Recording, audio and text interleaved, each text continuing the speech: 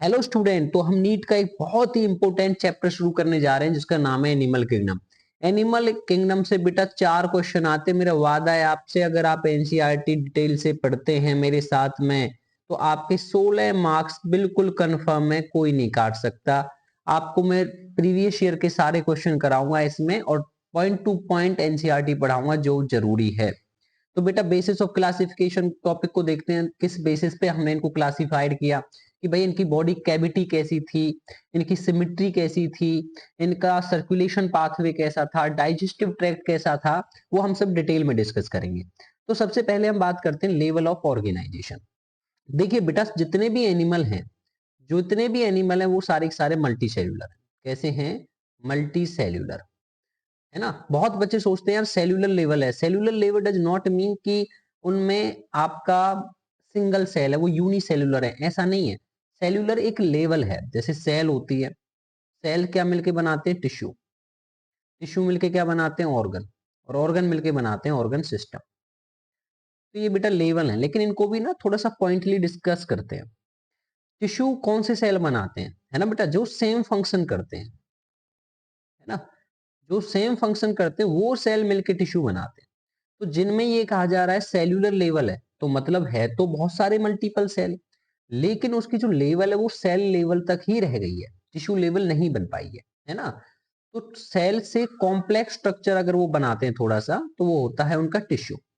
और टिश्यू से भी ज्यादा कॉम्प्लेक्स स्ट्रक्चर होता है ऑर्गन। और ऑर्गन मिलके बनाते हैं ऑर्गन सिस्टम, है ना। जैसे कि डाइजेस्टिव ट्रैक्ट हो गया, रेस्पिरेटरी पाथवे हो गया, सर्कुलेटरी पाथवे हो गया, इस तरीके से बेटा। ठीक है, तो स्पेसिफिक हो जाते हैं। अब हर किसी जीव में अलग अलग पाए जाते हैं। तो हम थोड़ा सा डिस्कस करते हैं कि कौन से जीव में कौन सा लेवल पाया जाता है। बेटा सबसे शुरुआत करते हैं। देखिए आपको पता है 11 फाइलम हम पढ़ते हैं अपनी बुक में, तो सबसे पहला होता है पॉलीफाइल। तो देखो जैसे धीरे धीरे इवोल्यूशन हुआ है, तो अगर हम पॉलीफेरा की बात करें तो सबसे शुरुआत का पी4, पॉलीफेरा पी4 पहले, तो सबसे पहले तो सबसे लो लेवल रही होगी ना।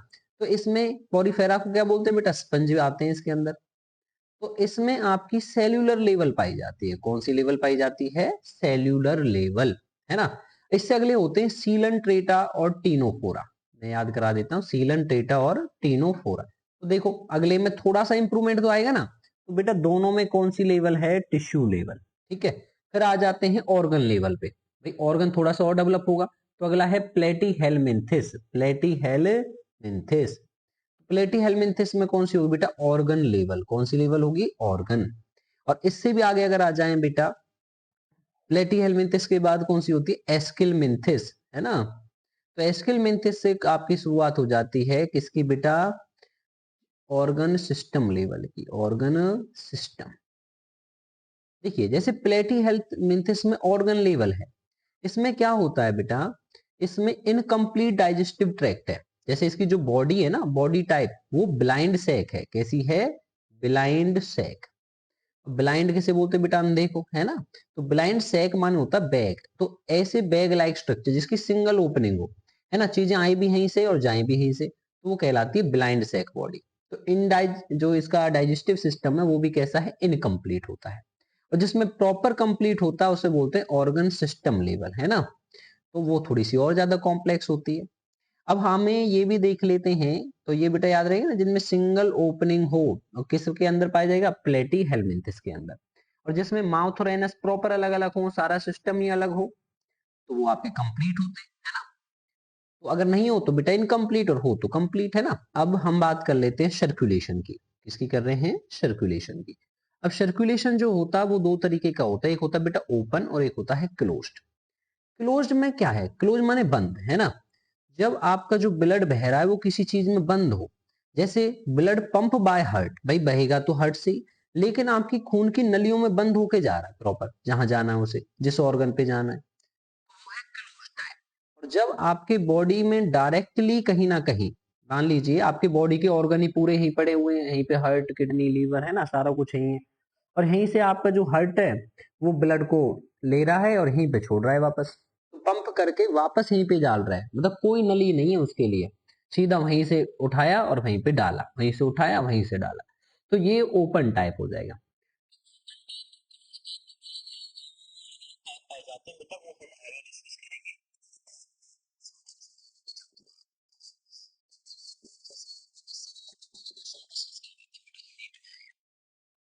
सेल्यूलर लेवल, मैंने कहा सेल्यूलर सबसे पहली लेवल है, तो सबसे पहली लेवल किस में पाई जाएगी बेटा, पॉरीफेरा, P4 पहले है ना, तो सेल्यूलर लेवल। नीट 2019 का क्वेश्चन है बेटा, हो गया होगा।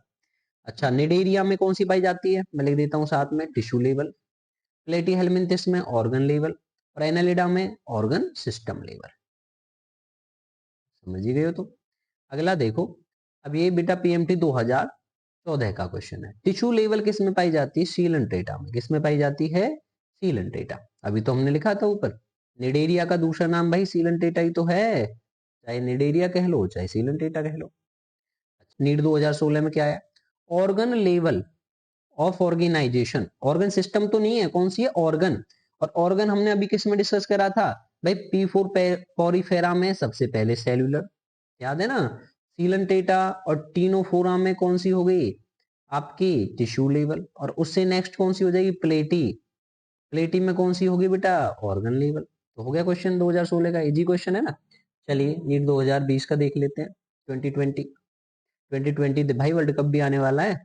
चलो, organ system level of organization system, देखो बेटा प्लेटी हेलमिंथेस से अगले वाले में पाया जाएगा। अब यहां से एग्जांपल देख लो, आपको कौन देख रहा है भाई, देखो साइकोन किसका एग्जाम्पल है, पॉरीफेरा का। ऑरेलिया किसका एग्जाम्पल है, निडेरिया का। ओबेलिया किसका एग्जाम्पल है, निडेरिया का। और फेटिमा किसका है भाई, फेटिमा अर्थवॉर्म का दूसरा नाम होता है। बहुत सारे बच्चे नीट से डायरेक्ट क्वेश्चन है बेटा, ये बहुत ज्यादा गलतियां होती हैं। तो अर्थवॉर्म को ही फेटिमा बोलते हैं। और इसमें कौन सी लेवल पाई जाती है, ऑर्गन सिस्टम लेवल। कौन सी लेवल पाई जाती है, ऑर्गन सिस्टम। ठीक है, ये हो गया। अगला क्वेश्चन बेटा, incomplete digestive system single opening. देखो साफ साफ एनसीईआरटी से एक भी क्वेश्चन बाहर गया, नहीं गया ना, तो जाएगा भी नहीं भाई, तो एक एक क्वेश्चन करते रहो। Incomplete digestive system single opening, blind sac, क्या कहना चाह रहा है, ब्लाइंड सेक, तो किस में पाई जाती है, प्लेटी हेलमिंथेस। ठीक है बेटा, अब चलो आगे डिस्कस कर लेते हैं टॉपिक में। तो अगला टॉपिक है अपना इसी के अंदर, तो हम यहाँ थे, तो यहीं पे सिमेट्री है बेटा। तो सिमेट्री क्या होती है भाई, किसी भी चीज को काटना। पहले हमें इसको थोड़ा सा, इसको बेटा यहां से मिटा देता हूं, एक मिनट, बस हो गया। तो सिमेट्री क्या होती है, किसी भी चीज को काटना या बांटना। काटना या बांटना क्या कहलाता है, सिमेट्री। ठीक है।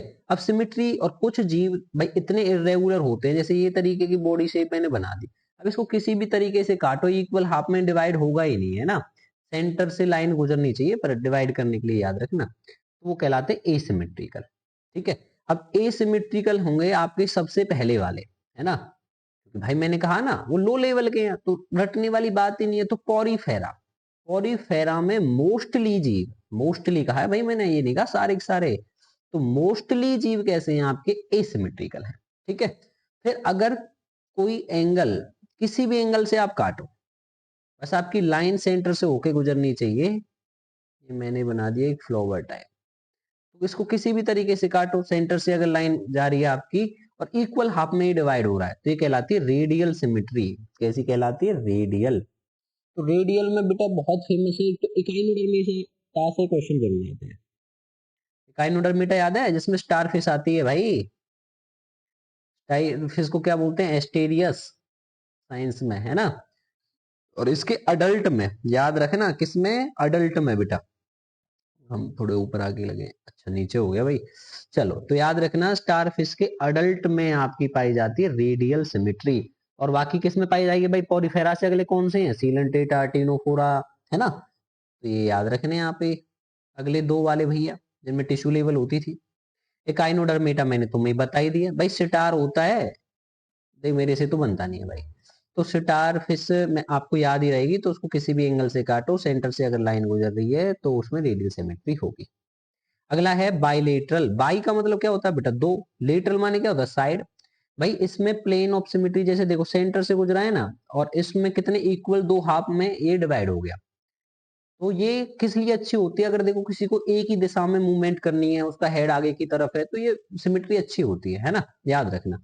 और इसको बोलते हैं बाइलेटरल, जैसे हम में होती है ना बेटा, भाई हमें बाइलेटरली तो है, हम सिर्फ इसी प्लेन ऑफ एंगल से तो इक्वल हाफ में डिवाइड होते हैं। अगर बेटा कोई हमें ऐसे काट दे, क्या हम इक्वल होंगे? नहीं होंगे भाई, एक तरफ हमारे पैर रह जाएंगे, एक तरफ हमारा सर रह जाएगा। तो हम जब लेटरली सिर्फ एक ही लॉन्गिट्यूडनल प्लेन से ही इक्वल हाफ में डिवाइड हो सकते हैं तो उसको बोलते हैं बाइलेटरल सिमेट्री। उम्मीद है तुम्हारी हो गई होगी, है ना। अब इसके नीट के क्वेश्चन देख लेते हैं बेटा, जो यहाँ से आए हैं सिमेट्री से। भाई अगले टॉपिक की अगर वीडियो चाहिए तो सब्सक्राइब वगैरह कर लिया करो और अपने दोस्तों को भी रेफरल दे दिया करो। और साथ ही साथ ही आपको देखो नीट के क्वेश्चन करा रहा हूँ, पूरा की पूरे टॉपिक करा दूंगा और पूरा चैप्टर जल्दी से जल्दी खत्म करूंगा। तो बाकी कमेंट कर देना जो टॉपिक चाहिए आपको, जो हार्ड लगता हो ना सबसे, वो अपना टॉपिक आप मुझे भेज दीजिए। चलिए नीट 2017 का क्वेश्चन देख लेते हैं। Radial symmetry. भाई रेडियल सिमिट्री किस में पाई जाती है बेटा? भाई रेडियल में भी पढ़ाया था ना, एक तो सीलन टेटा शुरुआत में ही, सीलन टेटा या निडेरिया बोलो, टीनोफोरा बोल दो, टीनोफोरा में प्लूरोब्रेंकिया आता है उसका एग्जाम्पल। तो यहाँ पे देखिए रेडियल का उदाहरण देखो हो गया हाइड्रा। भाई हाइड्रा आपका सीलन टेटा का एग्जाम्पल है बेटा। अडल्ट इकाइनोडर्मेटा, इकाइनोडर्मेटा में स्टार फेस होती है, अभी तो बताया था बेटा, और स्टार में कौन सी होती है? Radial symmetry. नेक्स्ट क्वेश्चन देखिए, एसिमेट्रिकल, जिसमें सिमिट्री ना हो प्रॉपर, है ना, कोई ऐसा रेगुलर पैटर्न ही नहीं बनता हो, तो सबसे पहले पॉरीफेरा, तो पॉरीफेरा स्पंज हो गया बेटा। अगला क्वेश्चन देख ले, bilateral symmetry is related to NEET 2021, तो किससे बेटा? Active directional movement. मैंने कहा ना हेड जैसे आगे की तरफ है तो आगे की तरफ मूव कर जाएंगे हम, है ना। तो इससे बेटा देखो फ्लोटिंग से तो इसका कोई मतलब भी नहीं है, जैसे हम कोई पानी में थोड़ी रहते हैं। फिजाइल अगर क्या हम मूवमेंट नहीं करते? करते हैं बेटा, पैरासिटिक फॉर्म नहीं, उससे कोई संबंध नहीं है। तो क्लियर है। तो नीट के सारे क्वेश्चन हो गए बेटा। अगर अगली वीडियो चाहिए तो चैनल को कर दीजिए सब्सक्राइब। और भाई नेक्स्ट वीडियो में पार्ट 2 जल्दी लेके मिलूंगा। और आप मुझे कमेंट कर दिया ना जैसी भी आपको वीडियो लगी हो। Thank you.